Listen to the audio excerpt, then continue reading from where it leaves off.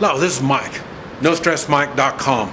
Now, I know a lot of people have prepared, and they've been doing this for some time, and they really know what's going on.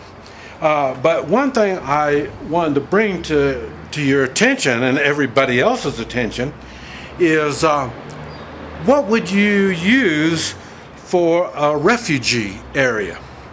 You're going to have,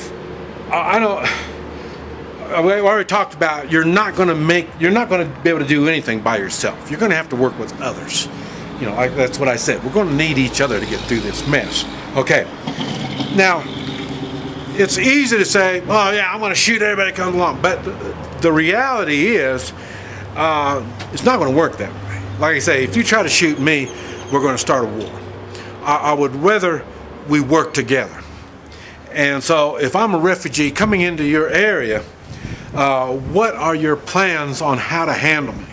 We already talked about the three-man militia.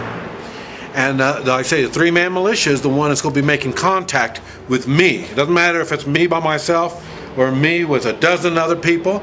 It doesn't make any difference. It doesn't make any difference if it's me and we're all well armed, or me and I got a bunch of children with me. It doesn't make any difference. You're still going to have to deal with me. And what I'm talking about is I will be a refugee. Now, more than likely, I'm going to be passing through. I don't want trouble. I'm just going to be passing through. So what I am wondering, do you have areas set aside for refugees? Areas where the refugees won't be sleepwalking in the night and stealing your stuff or maybe hurting you. So you have to have all this all planned out. And I've also talked about being moral. We do have a moral responsibility. And that's what I'm saying.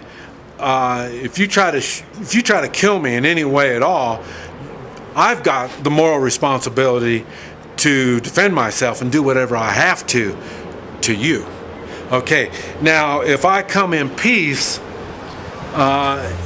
you don't want to try to attack me.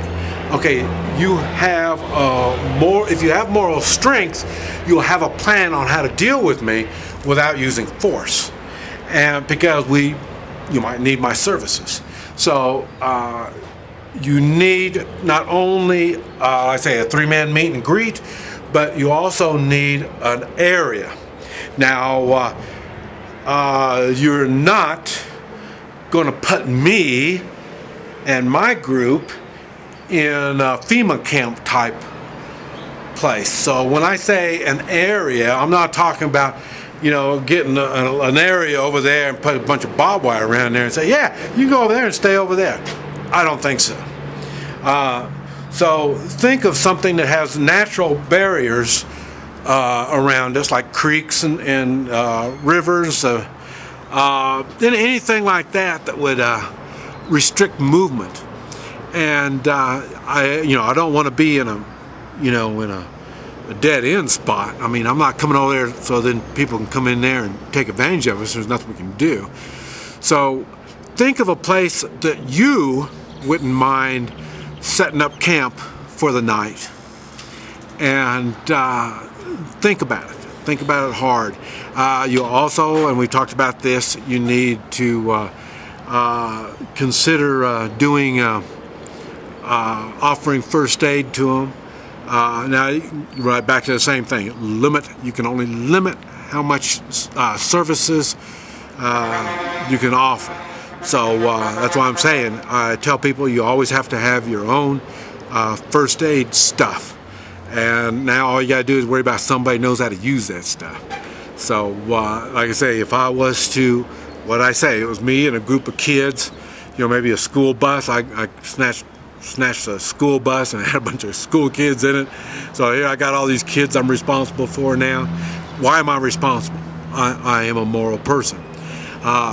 Even though I stole the school bus, maybe we needed that school bus to get out of wherever we were at. I don't know.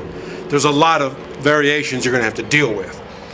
But figure out what you're going to do with your refugees, how you're going to handle them, and don't forget, it's the three-man militia. They're the only ones that are going to be making contact with them, and you're not going to be doing guards around them.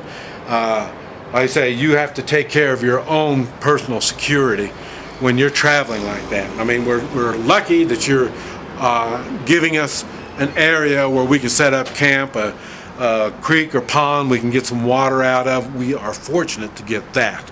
Now, if I can trade some skills or gold and silver, or trade something to get some food, that would be even better, you know. But or like I say, we should be able to do some fishing and get some stuff. So in other words, think ahead. And the reason I'm mentioning this, we don't really have time to do a lot of stuff, and now we're getting down to the nitty-gritty. You better be able to deal with the reality of what's going on.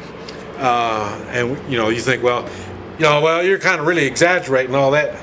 Okay, where I'm staying in Oklahoma, I am a refugee, and the community that I'll be at, they have taken me in, and that's because I've got stuff to offer, and I've planned this ahead of time. But I really am a refugee, and so and really, that's what I've been telling people. The city people need to get with the country people, start working out stuff with them right now, working out deals, start storing some food, guns, ammunition out in these country folk. And these country folk need to be picky who's going to be storing stuff in their area, because when you start bringing your stuff, that means I'm opening the door for you. You can come out. So we gotta have to have an understanding of who all's coming.